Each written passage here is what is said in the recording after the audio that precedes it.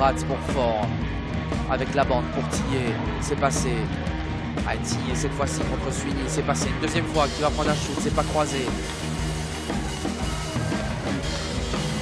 Et là on remet à la cage. Tillet avec Vondracek. Tillet toujours derrière la cage de Flo Hardy. Avec Vondracek qui va prendre un shoot et c'est relâché. Et le but, il est dedans. Il est dedans. Et malheureusement pour Cédric Didio-Balsamo, c'est but contre son camp. C'est but contre son camp, ouais, et c'est parti. Le malheureux Cédric Didio-Balsamo, en voulant sortir, éjecter ce palais du slot. Et je pense que du coup ce but va être attribué à Roman Vondracek, qui est à l'origine de l'action avec l'assistance de Dimitri Tillet. C'est vrai qu'on a vu Dimitri Tillet s'avancer sur la cage pour éventuellement reprendre ce palais. Et comme tu le disais justement Stéphane, vous aurez sûrement le ralenti vous pour revoir ce but.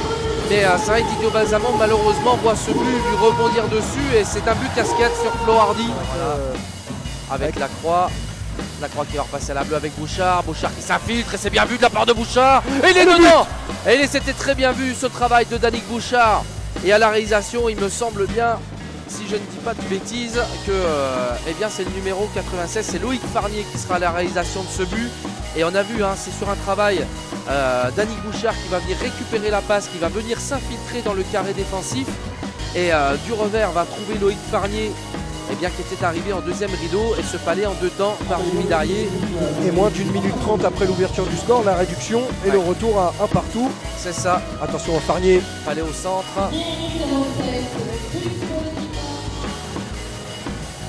Ouais, le gros pressing de Clément Masson là pour récupérer ce palais sur Dimitri Tillet. Vondracek. Attention Bouchard et Bouchard et voilà, et Bouchard qui va profiter de cette mauvaise relance gapençaise pour récupérer et intercepter ce palais juste au nez et à la barbe de Jimmy Darrier et ainsi à 1 minute 45 de la fin de ce premier tiers et bien donner l'avantage pour la première fois dans cette rencontre au Duc d'Angers au moment où j'allais dire que finalement dans ce premier tiers difficile de dire qui avait l'avantage puisque les deux équipes se sont vraiment partagées les moments forts dans cette rencontre. Attention pour Gagnon, un petit hors-jeu. Ouais, la bonne défense là de Dimitri Tillet. Vondracek, du patin avec Mikiewicz. Ce but d'Artur Smikiewicz, on l'attendait depuis longtemps, on l'attendait Stéphane, le retour d'Artur Smikiewicz parmi les buteurs. Ouais, la lucarne parfaite d'Artur Smikiewicz.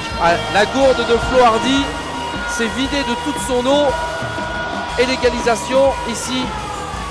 15-44, égalisation par Artur Smikiewicz qui en revenant sur lui-même est venu trouver la lucarne parfaite au-dessus de l'épaule droite ça n'a de pas Flo fait Hardy. Un bruit. Le filet a à peine tremblé et est ressorti de la cage. C'est vraiment en toute objectivité un très beau but à l'image du premier but de Loïc Farnier sur la passe de Danick Bouchard, très bien construit. Et un palais qui ressort et qui file jusqu'à Jimmy Darrier. Attention. Et le but. Oh, bien possible. La réponse immédiate des Ducs d'Angers par la tendresse, le numéro 10 qui n'a pas laissé le temps aux supporters des Rapaces de Gap de s'enchanter de cette égalisation. Oh, quel but d'Olivier Latendresse là en angle impossible, il était sur la ligne. Il était vraiment sur la ligne de Jimmy Darrier. Avec Schmar qui s'infiltre. Et attention à la sortie de prison. Il faut que les Rapaces conservent le palais pour la sortie de prison. Voilà qui est fait. Schmar qui va prendre un shoot, c'est détourné, ça passera à côté. Et le retour à 5 et au complet pour les Ducs. Attention, on va pas perdre ses palais quand on remonte là-bas vers la bleue pour envoyer vers l'arrière. Ça peut donner une situation de corps. Et Fabien Colotti.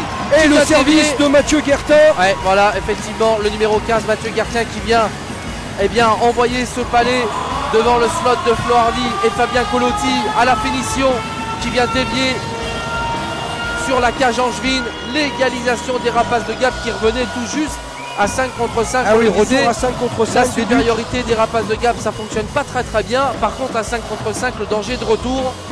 Et quel service de Mathieu Guertin, un service tendu 40 cm de la pointe du slot.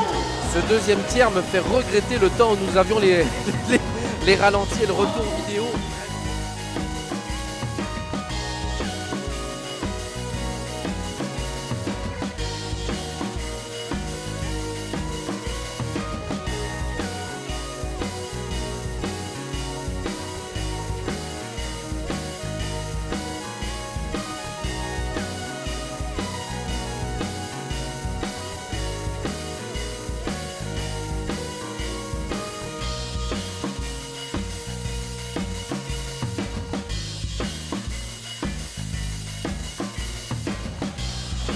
Bouchard qui va prendre un shoot et l'épaule.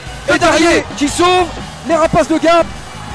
Et c'est terminé, les Rapaces de Gap qui s'imposent ici à l'Alparena. Jimmy Darrier qui sauve les siens sur ce lancer de Danick Bouchard. Les Rapaces de Gap prennent 3 points. Incroyable match, Stéphane, nous avons vécu ce soir. Incroyable match, deux grandes équipes ce soir.